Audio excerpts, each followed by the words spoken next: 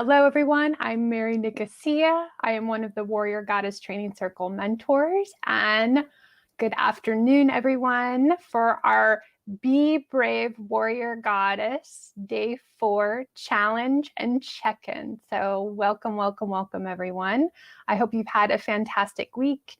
And each day you were able to find and connect to one great insight about yourself through each one of the challenges that we've been offering through a Warrior Goddess. So today the challenge was to do something that you love that you haven't done in a really, really long time. So I briefly came on at about 10 a.m. Central this morning just for a brief check-in and gave you a little bit more time to connect to that thing that you love that you haven't done in a long time. And then if you're able to complete it, if you have an opportunity sometime today to actually do the thing you love, please feel free to take a selfie and in the name of inspiration and community, go ahead and put that on your Facebook page. And you can hashtag Be Brave Warrior Goddess. So each day we have a special surprise for one person. And if you type in Be Brave Warrior Goddess with the hashtag, you get to see all the other people that are playing that day and what they're up to, which is really, really fun. So just inviting you to do that. So as people stream on, welcome. I'm happy to be with you. Again, my name's Mary. Heather Ash, over the last 4 days, you've been able to catch a webinar that she's been doing, speaking about boundaries, bravery, and balance. And so I'm going to touch on that a little bit during our talk because a large part of connecting to those things within ourselves and the way we experience them, the relationship we have to them, any areas we may struggle around any one of those components have to do with self-care and then sometimes stepping forward and moving through some challenges. So Heather Ash and I have traded off offering a challenge and then an act of nourishment every other day this week. And so today we're touching back around again on a way to nourish yourself. So finding a way to balance those two things I've found through my life has been really fundamental and important for me. So as you stream on, feel free to say hi. Let me know where you're tuning in from. I will do my best to say hello back. Hi, Jennifer, welcome. So if you've had an opportunity to feel into something that you love that you haven't done in a long time, I'm curious to see if you've connected to the possible reason why you haven't done that thing in a long time. So coming from a place just with curiosity, not necessarily judgment, so with a lot of love for yourself, just kind of looking back at what are some of the reasons why it can be more difficult for us to continually do the things that we love. So just starting to drop into that. And I'm going to offer a few reasons why sometimes this can be tough for us. So sometimes we can start doing something that we really, really love, and we can get shut down in some way around someone else's feedback around what we're doing. So an example, my very, very favorite example that I'm going to share with you today is I loved singing. And I actually ended up marrying a musician. We're now divorced. And he would sing, and I was so inspired by it that I wanted to sing too. And I would sing all the way through the house and in the car and through different activities. And one day he looked at me and he said, "Could you stop singing? I'd really appreciate it if you'd stop singing." And kind of made a face. And so more than likely he was being playful with me. But what had happened inside and what I felt and what I heard in that moment was, you have a really bad voice and it's excruciating for people to listen to you sing. So I remember that moment in my body where I created the agreement that people don't want to hear me sing and therefore I shouldn't sing. So I actually stopped. And fast forward to Heather Ashamara's women's circles, she would start each one of the circles and we would sing. And so I started to get practice doing this again in community. I was gently reminded how much I loved singing. And eventually, someone came into my life, a really, really dear friend. And one time when we were alone, he was singing, and I was just kind of admiring his voice and taking it in. And he looked at me and he said, "Why don't you start singing with me? Like, I want to hear you sing." And I said, "Oh, no, no, no, no, no, no. You don't trust me. You really don't want to hear me sing." And I'll never forget this moment. He stopped me and he grabbed my hands and he said, "Mary, singing is your birthright." And something deeply shifted inside of me in that moment where I was able to connect not just singing, which it's true, I agree, is a birthright to use our voices, but the thing that we love, the expression of what we love, and whatever way we express that thing, that too is in fact our birthright. So what's a birthright? The thing that we really can claim that we came in with, that just is, just because we're here in this human experience, taking breaths and being together, that it's our birthright. So no matter what the reason may be around why doing the thing you love you may come up across obstacles or reasons why you haven't done it in quite some time. And then there may be some of you that every single day you have this really brilliant practice of doing the thing you love all the time, which is great. And just opening to the small challenge / nourishment of being willing to open and look at something that maybe you used to do or brought you great joy, and stepping into that, the feeling sense of being brave or taking action in that direction towards moving back towards gifting yourself that again. So the action of doing the things that nourish us, I never underestimate how much bravery sometimes they may take for us. So leaving that with you. So the other thing I wanted to touch on today is that I am one of the mentors in the Warrior Goddess Training Circle. And I feel really, really lucky, really blessed to be a part of the things that happen there. So I just want to touch down on what that is and what we do there.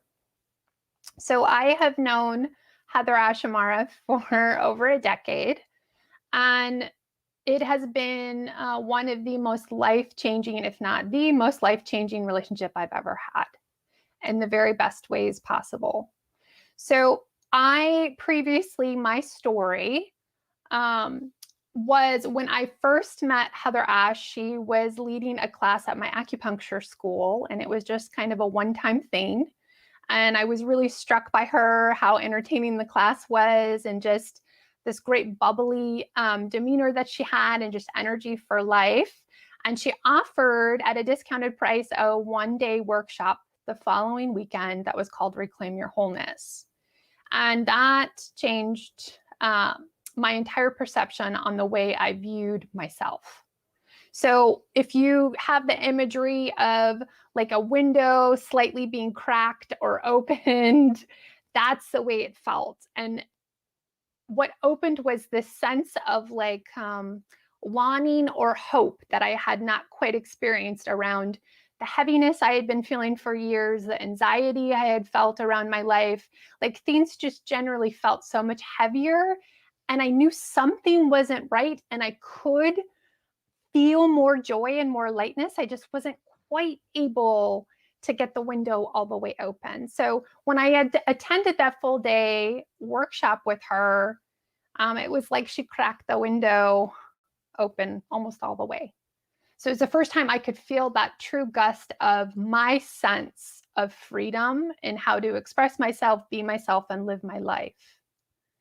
And then, like much of the time on our path, we go back into our life, and I noticed I started to struggle again. And what I was gifted at that time is that she had a center in Austin, Texas.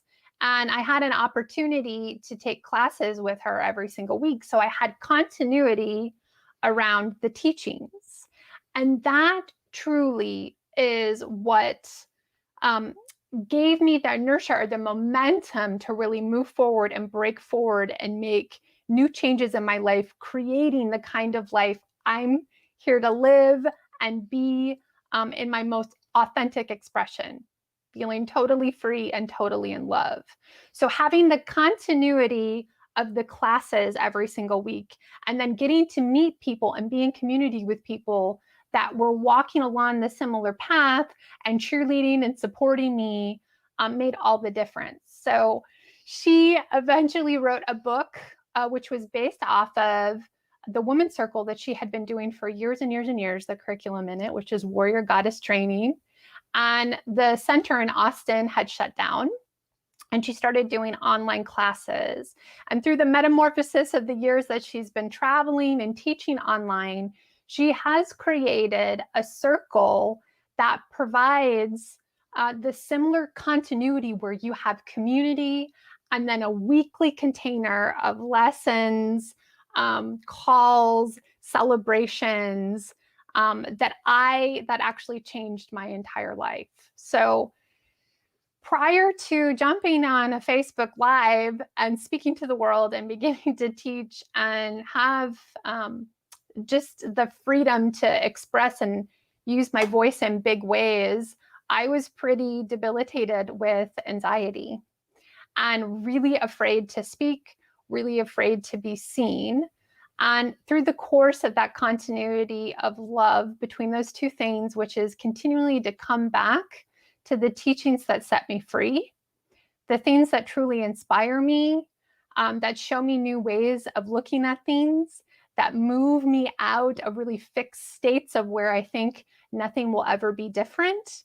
So the inspiration behind that, and then the people that I've met through Warrior Goddess Training, through the years, through Heather Ash's programs, have been some of my dearest friends that are still in my life today and have made a huge impact on me.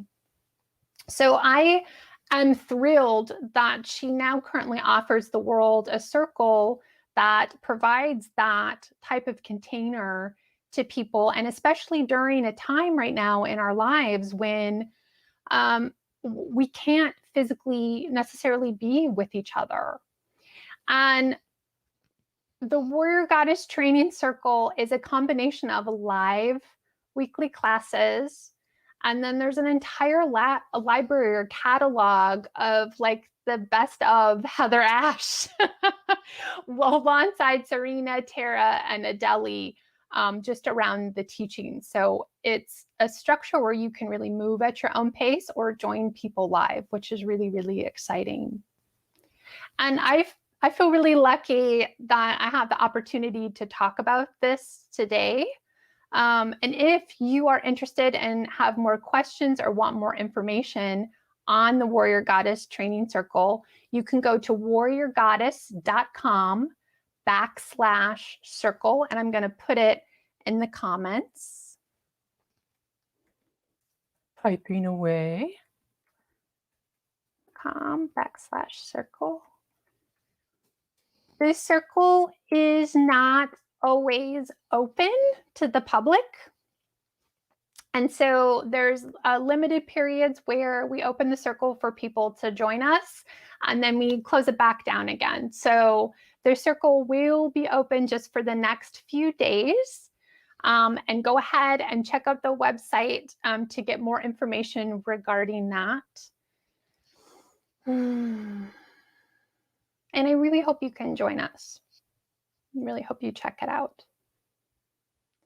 So back to nourishment, self-care, and be brave. So if you are one of the individuals, maybe just one of the day or all 4 of the days this week that have joined us for the Be Brave Warrior Goddess, I want to take a second and really celebrate you and really celebrate the ways, whether seen or unseen by the world, it doesn't matter, because you see you and I see you right now in this moment, just to congratulate you on showing up for yourself, for nourishing yourself, for standing tall, for being brave.